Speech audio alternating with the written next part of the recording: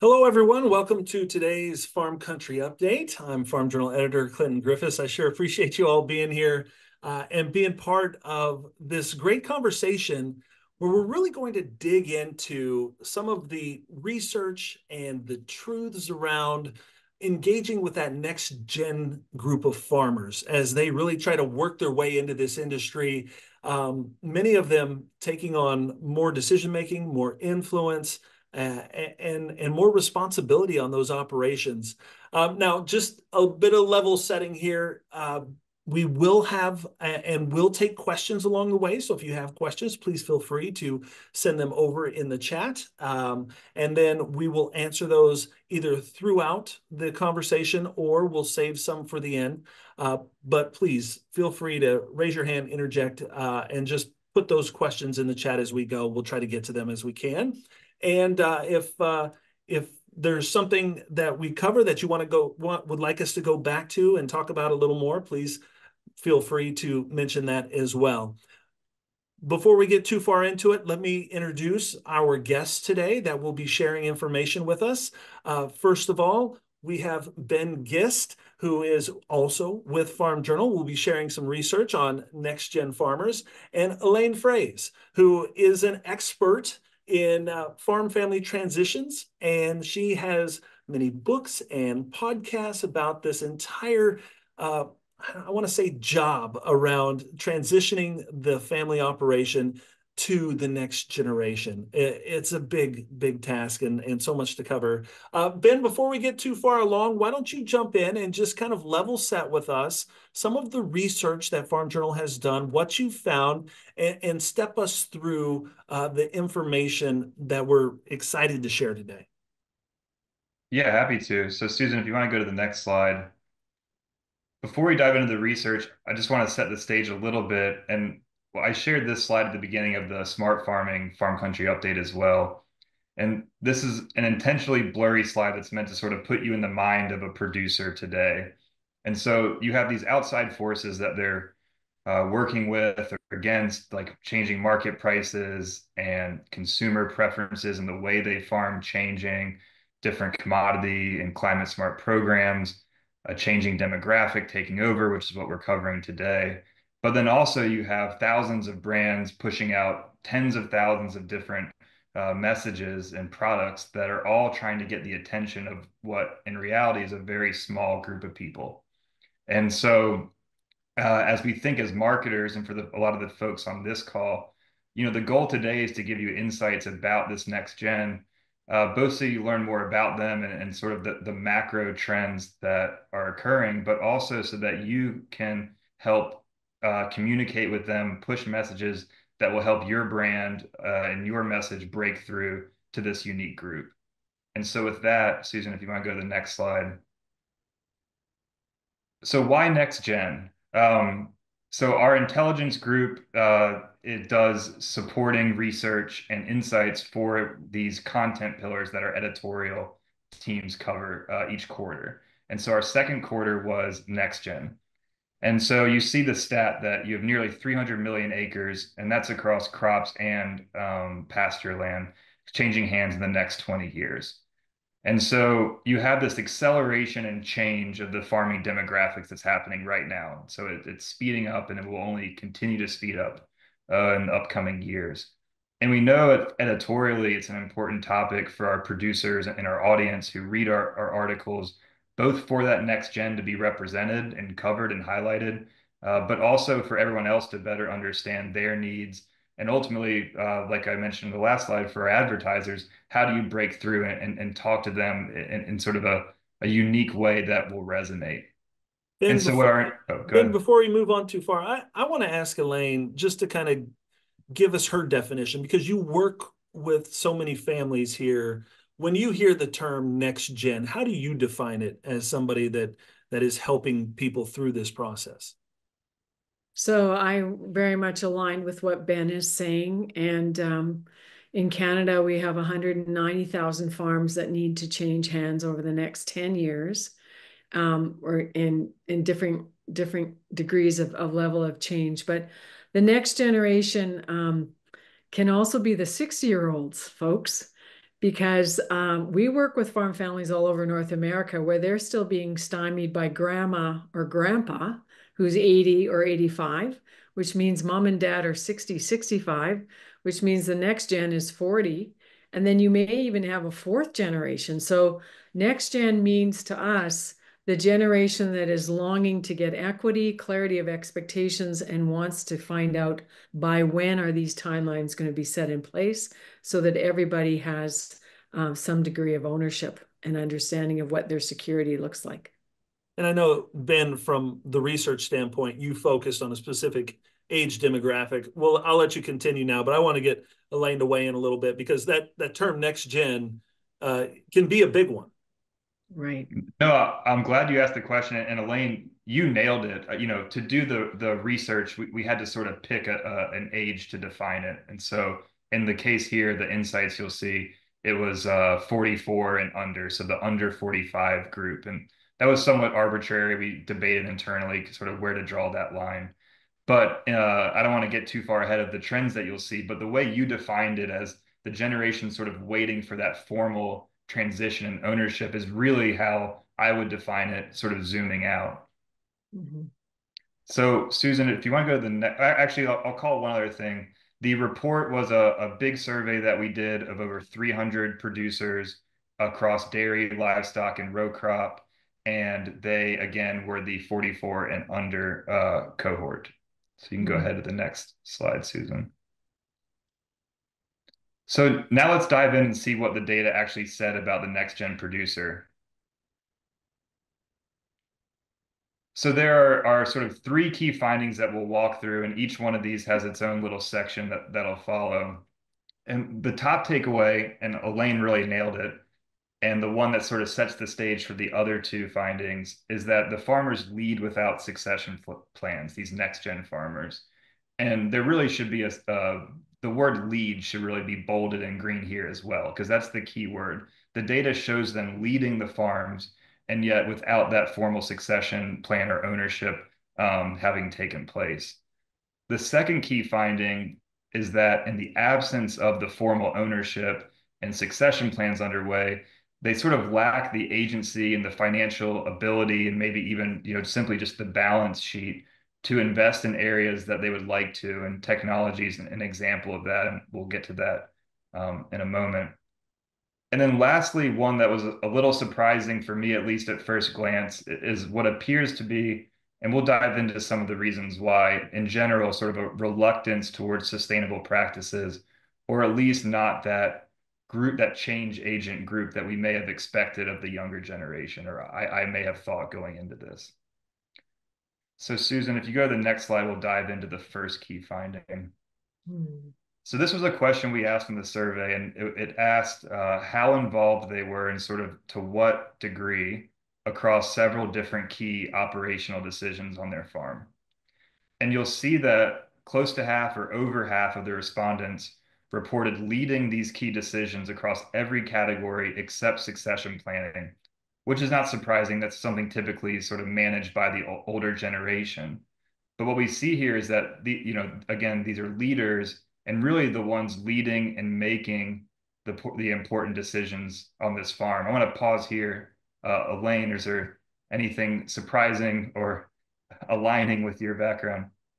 Well, I'm glad you've got it in orange, Ben, because if you look at succession planning, 15% of these young next gen farmers, producers under 44 years of age, are not involved at all in their future. And I'll just tell a very quick story. A couple who are older go to the big city, get an accountant, ask for a prescription, and say, give us a succession plan. They come back to the farm where their three sons are involved in multiple enterprises, and the sons are absolutely livid. And they should be, because a succession plan, we need to define what succession is. Succession is the transfer of labor, management, and ownership. So what your study has shown already, Ben, is the labor obviously transitions first, the strong young backs that come back from ag college. The management piece, you said in number one, that these younger farmers are leading, so they are managing and making operational decisions. But what's not transitioning or shifting is ownership. And the key question when you look at these stats for succession planning, and also to your second point around financial agency, if you look at 7% are not being shared with managing finances and budgeting, 13% are not having conversations with the bank about lending and capital and what debt servicing needs to look like for the next generation. And in our world, in the seminars that we do at farmfamilycoach.com, the 3 words that are summed up in your survey right here are income streams. How is everybody on this farm going to be supported in their lifestyle and to have debt servicing? Second one would be housing. And the third one would be fairness. And fairness involves the transfer of equity to the producers who are farming and managing the farm, but also to the question of what happens to the non-farm heirs. So this research that you've done is very compelling, as I think I mentioned to you offline, because the problem is blaring us right in the face right here. There's no communication for a big chunk of the population here. Elaine, I think it's interesting when you look at even the categories where Next Gen is leading. I mean, you're looking at managing finance budgets. You're looking at conservation practices. I mean, there's big equipment purchases. There are big responsibilities here, but on the flip side, there's also no equity there. It's a pretty interesting dynamic. So I'd be curious, Ben, to ask why. Simon Sinek question. Why are only 26% of Next Gens leading in succession planning? I have my own suspicions, but I'm just curious, what is the intent here? What does this tell you? So, to be honest, when we saw this, it was oh, wow, we should have dived into that even more in this survey. And it's definitely, as we think about the beauty of these content pillars being annual topics, we've already talked about how that's really the focus for the next one. Like the clear takeaway here is that there's this gap and need in succession planning, or even as our CEOs put it to me, ascension planning. Sort of how do you set these people up to ascend? And so I don't have the answer. I have ideas, but none of them are backed up by data. But Right. we intend to do this again, really focusing on that exact question. So when you say ascension planning, that bothers me because it reminds me of the Queen of England and King Charles. So when I do a seminar, I actually sometimes stand on a chair and I say, no one on this farm is getting knocked off the throne because there is no throne. So let's change the language. So in your next survey, I would call it succession/transition planning. And Dick Whitman, who many of you know from TPAP and his own consulting firm out in Clarkson, Lewiston, Idaho, has this great saying, let's talk about farming transition as how the older generation is going to step back without stepping away. Newsflash, older people listening to this, we are not trying to push you off of your farm. But what we are trying to do is push you towards action so that the equity and the cascading of wealth can be starting now with a warm hand, not a dead one. It's a great point. Ben, you want to keep stepping through here some of the other things that percentages that you found? Yeah, absolutely. I mean, we've covered some of this in the dialogue, but just more stats from the survey. So diving deeper into this succession planning and farm ownership, 58% of the surveyed next gen farmers reported having a lack of a formal succession plan at all on their operation. And 80%, this one I found really interesting, identified themselves as an owner operator of the farm, owner and operator, though they actually lack the legal ownership. And so there's this big gap in how, one, they perceive themselves, but also how they are perceived and sort of looked to in terms of their role on the farm. And yet they lack the legal assets under management to borrow against and the complete autonomy to make large investments. And I'll pause and Elaine allow you to give comments if you'd like. But as we get into the next key finding, this really transitions well into some of those key decisions that it seems like they want to take but don't have the ability to.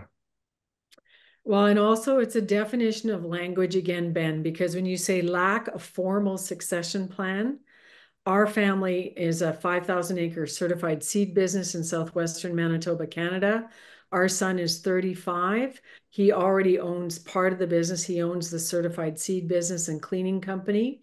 But when you say formal succession plan, a lot of families are unrolling and unraveling a plan, but it may not be a 20-page document. So this is where I think there's some problems in the research too with semantics about what is the definition of a formal succession plan. But to me, it would mean written agreements, timelines, contracts, and a board of advisors that are advising you on a long-term basis for the plan. The second piece about identifying as an owner operator, although you don't have the legal documents to do that, that is the bomb, or what I call the tsunami of agriculture that's happening with procrastination and conflict avoidance, and also bad tax laws, especially in the US, where you're incentivized to hang on to equity and to land, especially until death. That's keeping people stuck. And so again, I'll defer to Dick because he has a saying, pay the tax. And so these people the Irish have this saying, Ben, every front door looks beautiful. Yes, I'm an owner operator, but I have nothing in writing. Yikes. Well, and look at that third bullet under what we saw. If we got into family stress and sort of managing those family relationships, and maybe they're not being managed well, but that's clearly something on the minds of these producers.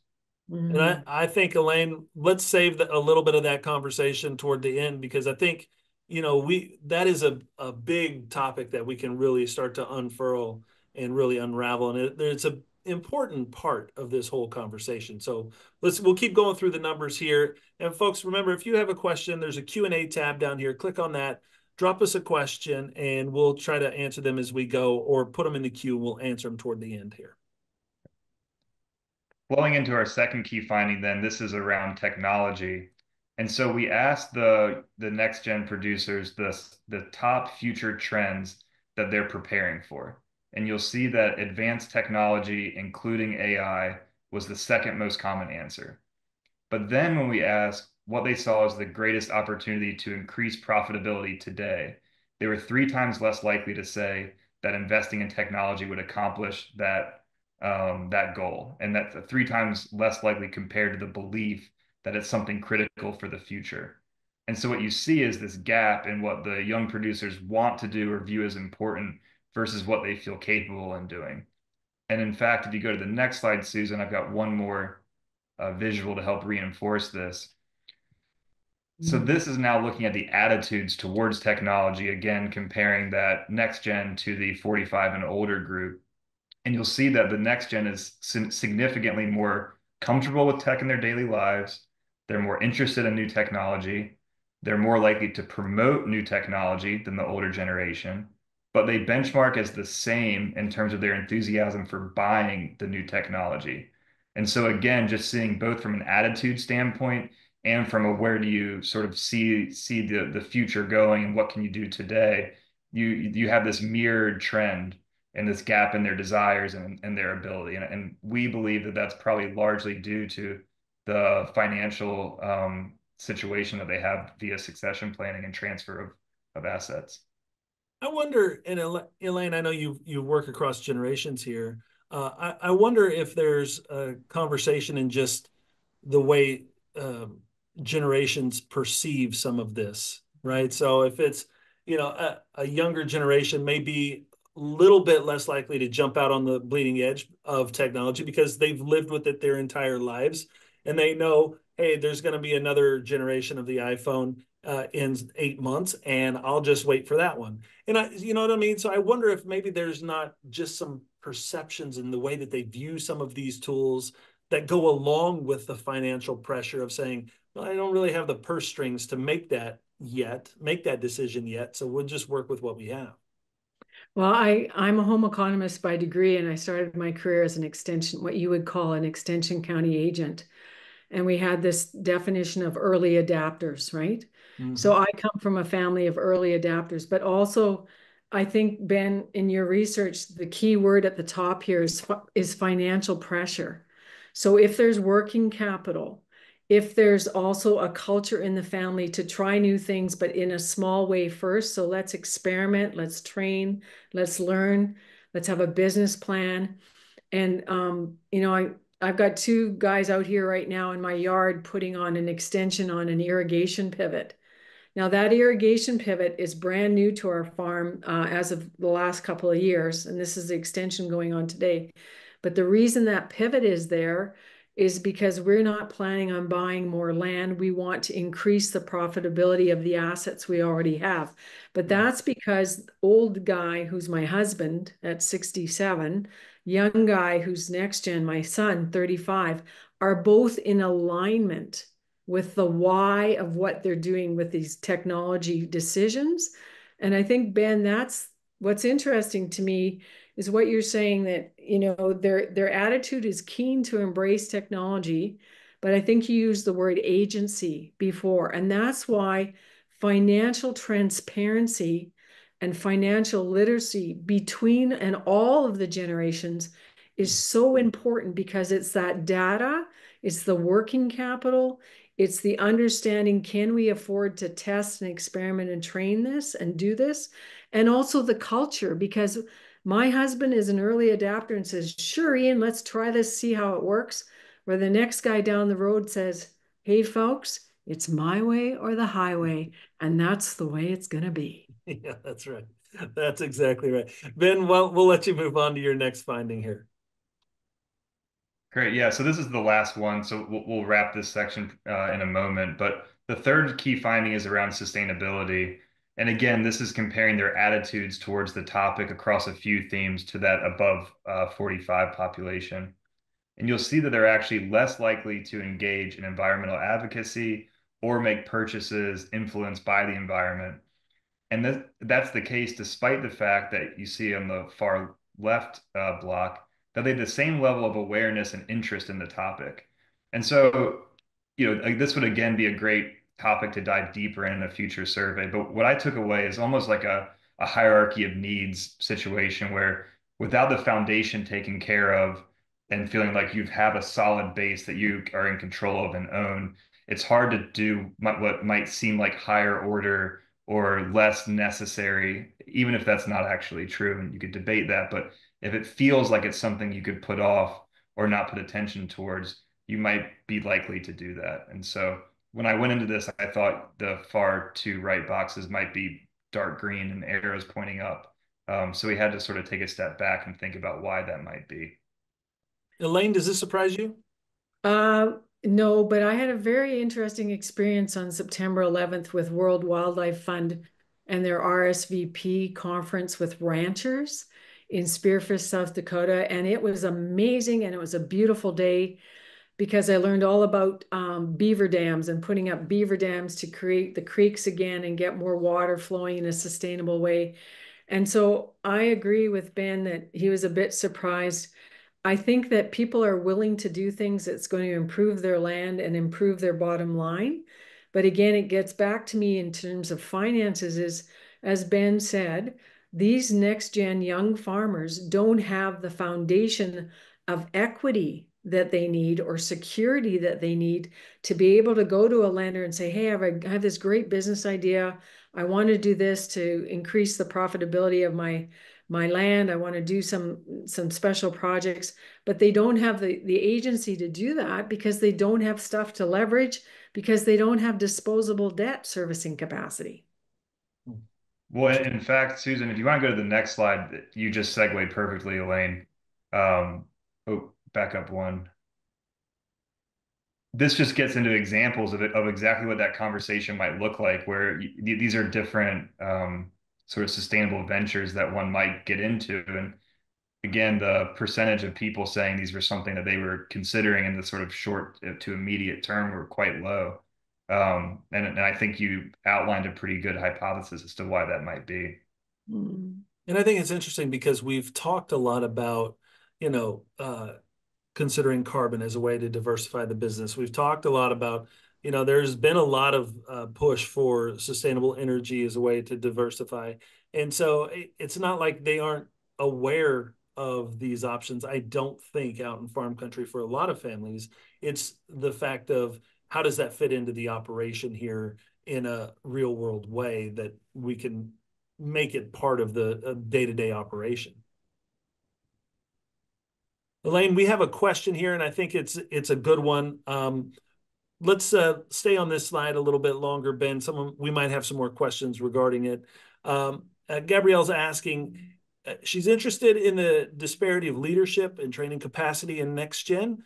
There's some are powerhouse, full steam ahead, using success of the past. Some are highly educated, typically taking over multi-million-dollar businesses because it's expected. Are we including training in the succession transfer planning process? Elaine, your thoughts on including training in that process? Well, again, that's totally voluntary, Clinton, in terms of what people want to do to be lifelong learners and also strengthen their strengths and outsource or get a teammate or an advisor to help out with what their weaknesses are. And I'm just thinking in TPAP in Texas, where a lot of farmers go for more training and education in this venue, and also in Canada, it's called C-Team. And in Canada, we have the farm business management group as well that does advising all over Canada and sets up all kinds of learning activities. I was on a podcast, listening to a podcast called the Ag Podcast with Maggie Van Camp and Patty Duran this week, and hosted by Crystal McKay. And they said there's tons of resources, tons and tons of resources. The tipping point is facilitation of the family, getting the family to talk and start putting things into action. So I noticed that this question Gabrielle asked, she has a bit of a bias because she is a leadership trainer, which is great. But again, it's also what are the outcomes of that leadership training? And in our group, we're very concerned about making people conflict aware, building on the positive conflict behavior. We're also very clear about better facilitation and communication of all of the family members in the farm, not just the farm heir and the people working in the business and on the business, but even the people who want to know what their relationship is going on in the family circle, plus the business circle. So leadership training for young farmers is there if you seek it out. There's also a lot of grants available for that kind of training. But the core training, I think, is the understanding of the HR kinds of things, the people factor and the culture of your farm. What does everybody in your farm believe in terms of values and goals? How do they treat each other? And then thirdly, who makes the decisions? And ultimately, the best practice is to have collaborative decision-making between the generations. And I look at this first piece, Ben, worrying about the weather keeping me up at night. All right, folks, how much control do you have over the weather? But what are you doing to mitigate risk? Which for us is crop insurance, hail insurance, getting a good sleep, staying emotionally well, and being resilient with whatever you face the next morning. And installing that pivot, right? So you're There you going to go. mitigate the weather just a Make little it bit. rain. Yeah, Yeah, that's right. Ben, one of the questions that just came in from Russell asked about, did you define sustainable in your survey? Obviously, that can mean different things to different people. Yeah, so I guess at a top level, very familiar with how the way you phrase it can lead to drastically different answers. And in fact, our next survey that we're currently designing right now for our Q4 content pillars all around sustainability. And that survey will have a lot of definitions and different ways to tease out the way in which you phrase something, how that resonates with a farmer. In this particular study, it was just a handful of questions, and I'm summarizing the results under the category of sustainability. But you'll see even in the slide here, rather than saying, are you interested in sustainable ventures? We gave specific examples of the list below. Would you consider these? And so, although we didn't define sustainable ventures in like a classic definition standpoint, we gave examples for them to select from. And then in Susan, if you go back up one slide just to show the other slide that touched on sustainability here was again asking attitudes towards specific things like environmental advocacy or purchasing based on environmental concerns. So I feel like we addressed it here, but I agree completely that it's really important to define that up front and that small changes in words matter here in this topic. Ben, as you step through this and you've had a few weeks here to kind of digest the results and the numbers, talk through it a little bit. What are your biggest takeaways? What did you learn that you feel like, you know what, I'm going to put this in my back pocket, and next time we ask questions, maybe this is something that I'm going to take away? Yeah, so I mean, Elaine nailed it. I believe that the next time we go into this topic, it's going to be really heavy into the specifics of that transition and the succession planning, and asking details around, like, when we say succession plan, here's the different components that make that up, and which of these do you have in place, and really trying to understand, because what that will allow us to do is then pivot the data and say, the people who have these in place, this is what that looks like. And the people who have these in place, this is how they answer. And I think we can get really interesting cuts that way, where we weren't able to go that deep here. So in general, I would say a deep dive into a lot of the topics we've talked today that would then allow for some really interesting profiling, which is a good segue, Susan, into, if you go down now 2 slides, what I want to show is an example of the type of then profiling that we can do based off of survey respondents or groups of people in our database. And so now we're moving away from surveys questions that we asked, and instead looking at the data that we have in the Farm Journal database about these 44 and under producers. So this is a row crop profile, and we also built them for dairy and beef. And this is just one slide of a much deeper report that we have available. And so we look at different attributes of where the next gen farmer finds themselves on a scale of leading edge and price sensitivity and preference of buying online or offline and risk. Also benchmark crops and livestock and farming practices. But then we also, so not pictured here, but in the full report, look at the different media channels they engage with the most and the ones that they trust and seek out when making a decision, the types of content and articles that they engage with within the Farm Journal ecosystem more than the older generation. Um, and so there's a really deep understanding of these producers at sort of a crop or livestock level. But what a future, to get back to your question, Clinton, in a future survey, what would be really interesting is to then be able to build these profiles on very specific types of producers in terms of where they are in that journey of transitioning into the ownership role. And so that's what I'd like to see in the future. Ben, we And got a I, question here. Elaine, I'm going to come back to you. Hold that. Did you measure how many were innovators, those at the front end of diffusion of innovation spectrum, or just the middle early adopters? So we did. We have a self-reported question that was just a yes, no. Do you consider yourself an early adopter? And so you see the stat here, that 34% of self-identified as an early adopter, which is compared to 24% of the older generation. And so we did ask that question just as a yes or no. We did not, in this case, get into that sort of adoption curve. That is something that we're doing for sustainability. It's not targeted to any age group, but rather looking at what we call a readiness index, or sort of a spectrum of how ready and capable and able is a producer to take on a specific practice. And so, although not here, that sort of modeling of the curve and looking at people at different stages of a journey is something we do a lot of.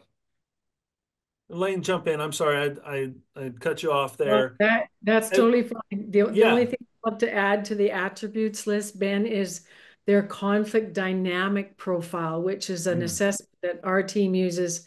It was developed by Eckhart College in St. Petersburg, Florida. But it's a wonderful assessment to find out how strong people are with creating solutions, expressing emotions, reaching out, adapting, and putting yourself in the other person's shoes. And so we'll talk more about that when we circle back to the family dynamic. But attributes of conflict, I think, would also be interesting to measure, because that's what keeps a lot of transition plans going sideways. That Elaine, would be really great. do these numbers, as you look at them, let's say the 34%, a third, are consider themselves early adopters, where the risk profile maybe tips a little bit, to the right as opposed to the left. Does that resonate with you as far as what you hear whenever you're talking to families and younger farmers out there? Especially, I think with the degree of families with farmers coming back from college, Clinton, and the other thing is with this whole transition discussion is if you are stuck in a culture where you have to wait till the next two generations above you die, you have other options in agriculture to not stay stuck. And so that risk profile is very interesting because there is so much of a labor a job gap in all of agriculture all across North America that, if young farmers are early adopters and feeling like they are just stuck, they have other options. And it's interesting to look at their profile here. And also the price sensitivity is also important because as we know, it's costing more to live. And that's why the income stream conversation is also really important on the family side, not just the business side. Yeah, fascinating. Ben, I'll let you carry on there. Yeah, so this actually will, if you go to the next slide, Susan, I think we can wrap. But um, Elaine, as always, you're one step ahead of me segueing topics, so you should be on every one of these. That's right. I've got your back, Ben. I got your back. That's No, great. but seriously, the findings covered here are part of the sort of a free report, sort of a version of this that we have available on our website. And we did a much more in-depth report, though. And some of those questions we looked at were the different income revenue streams. And one of the things that popped out, and this is true even within the Farm Journal employee base, is the ability to work remotely and sort of have reliable internet enables to have one spouse working a different job with a different income stream, which enables people to go back to the family farm in a way they might not have without Yes. being able to do that. And we looked at different size operations and the percent of either the primary operator or the spouse having a different job, what those jobs are, what that meant for them coming back. And so there's a whole section in there about this. That's wonderful. Yeah. Elaine, I know obviously we've kind of waited a little bit, but it does seem like, we some of the remote work is allowing some families to be able to make a transition back to the farm that maybe they couldn't have done 10, 15 years ago. That becomes an option. And so I'd be interested to see, as Ben starts to build out the profiles here and starts to do some more survey work and over the years as we build up the data here, how many times that becomes part of the consideration of that was an option for me.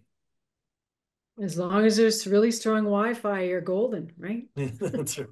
Well, we've got satellites now. That helps us. That helps us. I've got Starlink for both locations that I work from, that's for sure.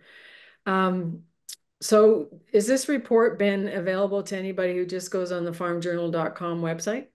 It is, yes. There's a place that you can download it there. We could, as part of the follow-up, I think, don't get mad at me, Susan, if this is not. We'll figure out a way to be able to send that link out to the attendees so they can download that. Absolutely. And then the full report is available as well if people are interested. You can reach out to myself and we can talk through, what that looks like. We have a Yes. few minutes left here, Elaine. I just want to get into a little bit of the conversation about the family dynamic here as you because we've been talking succession planning for a decade, right? Or more. Or Lot. more, or even longer, or maybe 10 decades. I don't know. It's been a long time, but Okay. are there new trends that you're seeing? Are there new questions families are asking you? Are there new approaches and models that seem to be working better than others? I would just be interested in your perspective and someone that lives and breathes this every day. So in terms of the trend wise part, love all the listeners on this webinar, and thank you folks for all 90 of you plus that are listening live and those who will be listening to the recording. If you go to countryguide.ca, which is the best farm management journal in Canada, last November of 2023, they did a huge whole journal on the new land. And here we have, folks, the new reality in agriculture. I have stood in front of young farmers in the US and said, I am sorry to announce to you, you are never going to be able to afford your parents' land or grandma's land. So what's your plan? And they don't like to hear that, but I'm the bearer of tough news with some solutions and some options. And so the next thing I talk to them about is, have you ever gone to start a relationship with your lender to ask that person, what am I worth at my current financial standing? And I like to tell the story of a young beef cattle producer in Canada who found out he could write a check for $750,000, had the family meeting shortly thereafter with his dad. His dad was in tears and said, son, I am so sorry, but Elaine asked me to go to a financial planner, and mom and I need a draw of at least 40K a year from this farm. I just can't roll things over. I can't afford to do that. He said, that's cool, Dad. That's fine, because I would like to write you a check for $750,000. And people listening to this are going to say, well, must be nice to be you. But whatever stage of financial capacity you have to know what that is. And then you have to be able to grow that. And the other thing, Clinton, that is a trend that is I don't, it's probably as old as the hills, is that many corn and soybean growers who are now 65 or 68 or 73 listening to this today are going to be saying, oh, that woman makes me feel uncomfortable, because they are actually humiliated and embarrassed because they can't have the conversation honestly and openly with the next gen to say, daughter, son, I thought that by the time I was this age, everything would be debt free and I could pass on something to you that you could keep going and growing with.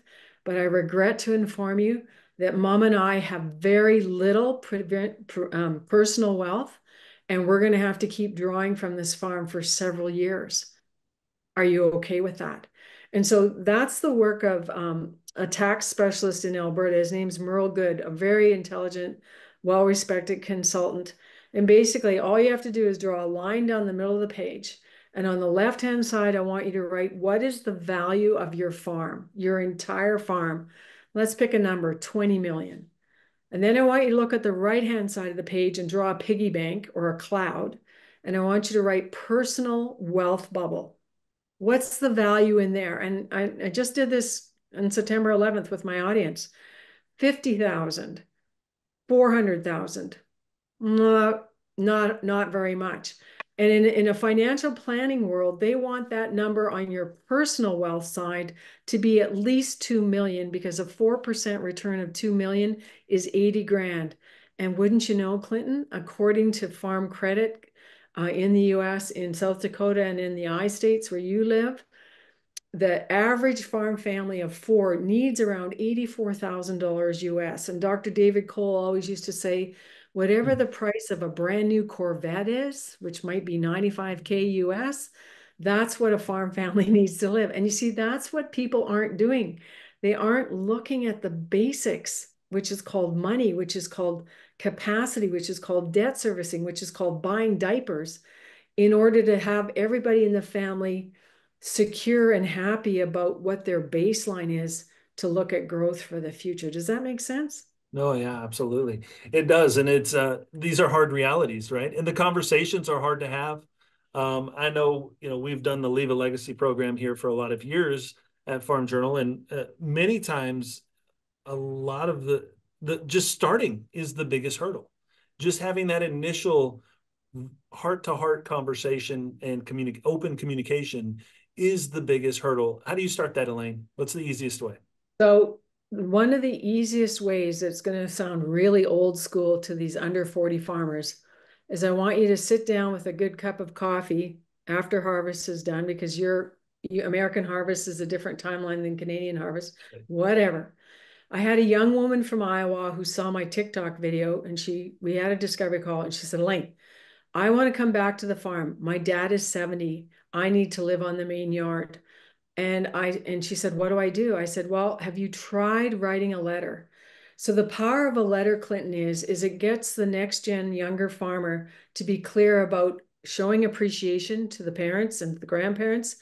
I appreciate all you've done for me. I'm back from college now. I know things are tight on the farm this year, but I want you to know I am the next generation willing to carry the mantle and take on the risk for the next 20, 30 years. And here's what I would like to do. But in order to do that, I need to create certainty. And part of that certainty is knowing, mom and dad, what you need and want. How much money do you need from the farm? Where are you going to live? And what's your plan for dealing with my siblings? Because I do not want to buy out my siblings. I want to be really clear about that part. And so the other piece of that, Clinton, is she went and wrote that letter to her father. They had a meeting 2 weeks later on a Sunday afternoon, and this is exceptional. It never happens this fast. But within a month and a half, she was moving states to come back to her family farm. And her mom and dad had found a beautiful little house in town, very close by. And everybody was happy because everybody was clear. And Brene Brown, who many of you listen to on podcasts, possibly always says, being clear is kind. The other thing that agriculture needs to understand is that your mechanical engineer daughter or your daughter who works at the Case IH sales center, shout out to Carmen in Iowa. I just met her this summer. She works at Case IH by day, and she and her two sisters are farming in Iowa. And so not only are they bringing in off-farm income from their industry job, they are also running and operating 3 separate farms.